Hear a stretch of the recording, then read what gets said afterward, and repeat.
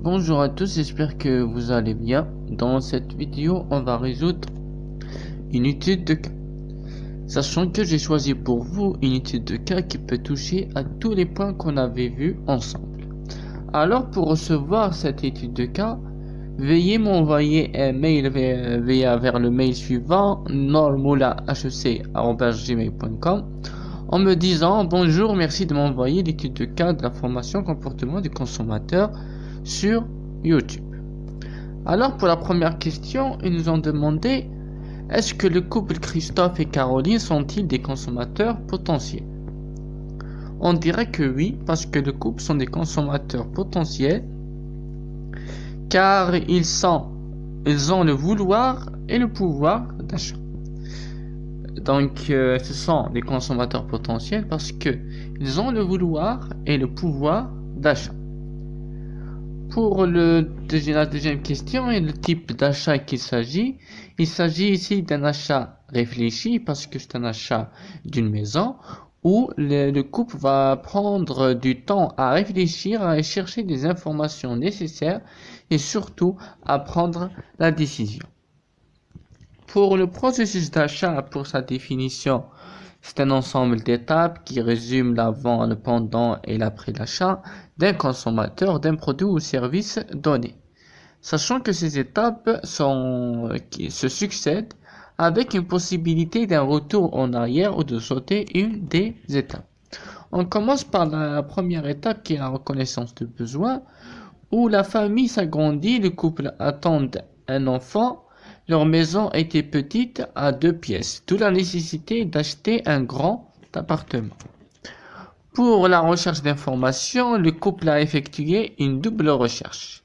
Une recherche active où ils se rendent à des agences immobilières. Le mari cherche régulièrement sur des sites immobiliers tels que solgar.com, immobilier.com.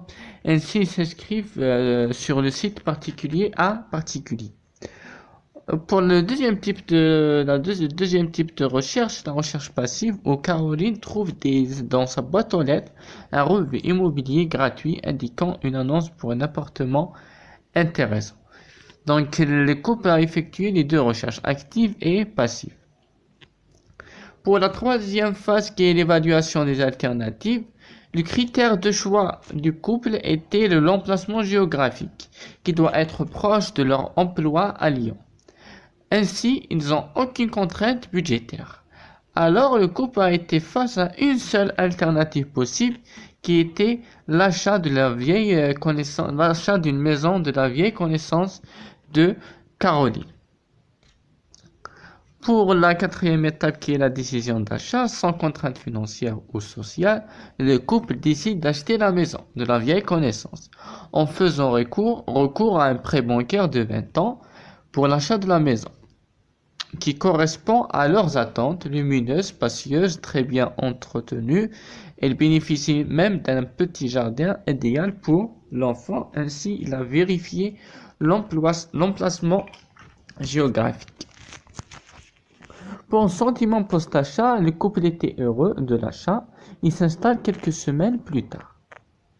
Pour la prochaine question, nous ont demandé de définir la dissonance cognitive et de vérifier est-ce qu'elle est exprimée ou pas. Alors, la dissonance cognitive, on avait dit dans le cours, c'est un sentiment d'insatisfaction du consommateur, ou dans notre cas, elle n'est pas exprimée parce que le sentiment post-achat est satisfaisant. Pour les intervenants dans le processus d'achat, il faut savoir qu'on a 5 intervenants dans le processus d'achat: l'initiateur, l'influenceur, le décideur, l'acheteur et l'utilisateur. Dans notre cas, le couple a joué les 3 rôles: l'initiateur, décideur et acheteur. L'ami de Caroline a joué le rôle de l'influenceur.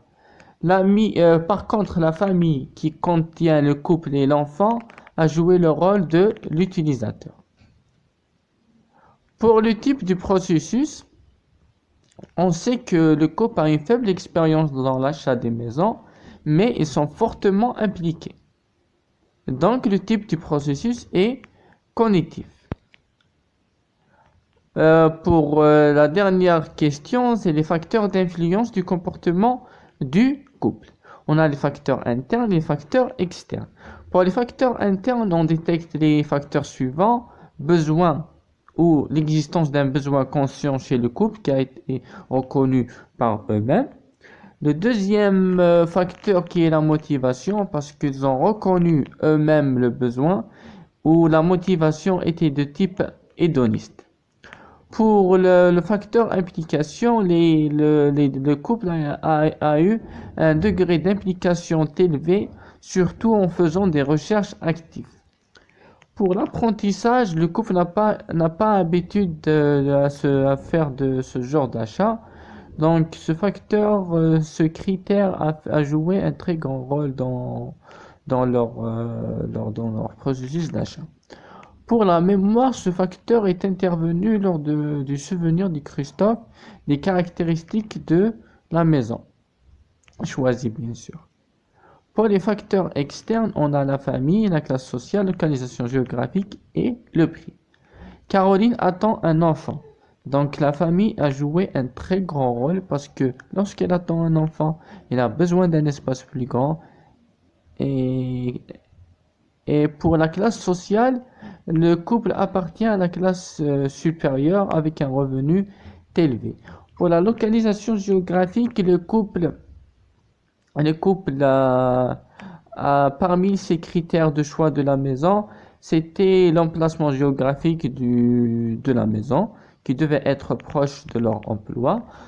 Et donc, pour le dernier critère qui est le prix, ils n'ont aucune contrainte budgétaire ou bien financière.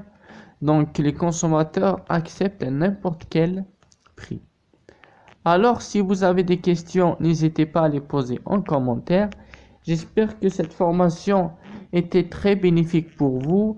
Si vous avez des questions, n'hésitez pas à les poser en commentaire. Je vous dis merci pour votre attention.